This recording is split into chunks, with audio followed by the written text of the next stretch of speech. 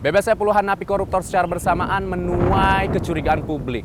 Terlebih dari nama-nama napi koruptor yang bebas merupakan napi koruptor yang merugikan negara mencapai miliaran hingga triliunan. Benarkah korupsi sudah bukan menjadi kejahatan yang luar biasa? Berikut liputannya.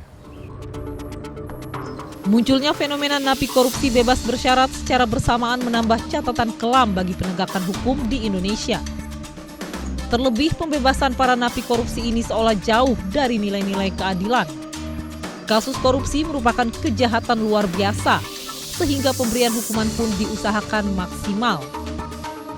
Namun dengan adanya bebas bersyarat baru-baru ini bagi koruptor seolah-olah memperlihatkan bagaimana keadilan menjadi barang dagangan yang diobral murah.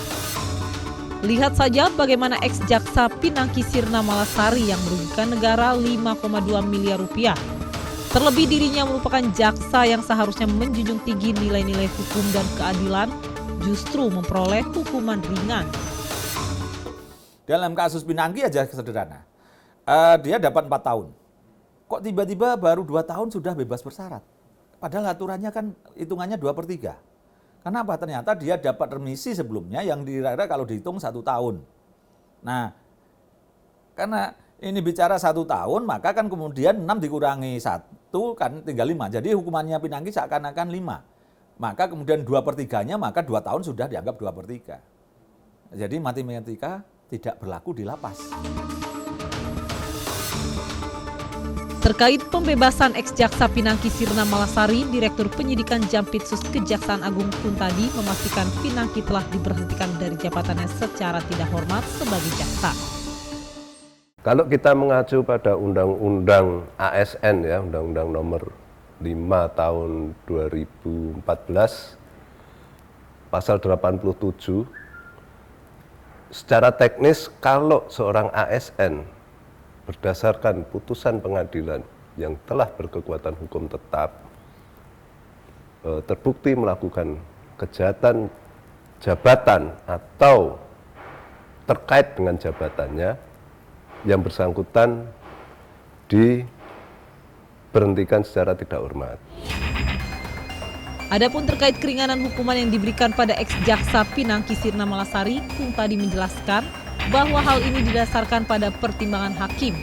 Salah satunya mengakui perbuatannya dan berkelakuan baik. Kalau jaksa dalam melakukan penuntutan selalu memperhatikan 2 hal untuk berat ringannya ya.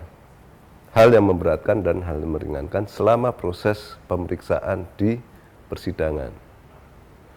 Hal tersebut juga menjadi pertimbangan bagi hakim. Ya. Karena pada prinsipnya sepanjang yang bersangkutan mengakui perbuatannya, tidak berbelit-belit dan tidak akan mengulang perbuatannya, memang itu secara teknis wajib dipertimbangkan dalam penjatuhan hukuman. Saat ini baik penegak hukum maupun perangkat undang-undang yang ada dinilai lebih berpihak pada koruptor. Maka tak heran jika tren meringankan hukuman para koruptor sering terjadi. Semua sudah bersepakat ya, berembuk semacam begitu ya untuk kepentingan para koruptor, karena mau tidak mau kita melihat koruptor itu diistimewakan dan bukan tidak mungkin ya mereka itu termasuk di ruang-ruang yang akan bisa menjadi koruptor.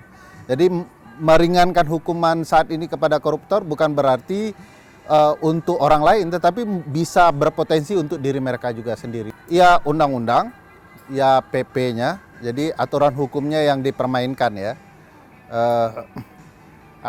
Termasuk upaya putusan-putusan peradilan untuk meringankan itu. Jadi hukumnya yang sedang dipermainkan sekarang. Apa yang terjadi dalam dunia penegakan hukum saat ini dinilai sebagai kemunduran supremasi hukum di Indonesia. Seluruh pihak terkait sepertinya sudah kehilangan nyali untuk berperang melawan korupsi. Nah ini menurut saya yang jadi persoalan, dan ini kan sudah kelihatan ya di muka publik, dan publik kalau kemudian menilai dari jaksanya sendiri tidak serius untuk menangani itu ya kita sedang melihat sebuah fenomena gitu ya, fenomena bagaimana kinerja penegak hukum, bagaimana soal hukum di Indonesia seperti ini gitu. Jadi ini rasanya sih jadi catatan besar buat Indonesia ke depan, agar kembali ke semangat reformasi lah menurut saya, bagaimana kita menegakkan hukum, bahwa korupsi itu menjadi salah satu kejahatan luar biasa yang harus kita berantas. Pencabutan PP 99 tahun 2012 dianggap sebagai pemicu bebasnya para napi korupsi secara serentak. Lantas mengapa aturan pemberian remisi koruptor tidak lagi diperketat?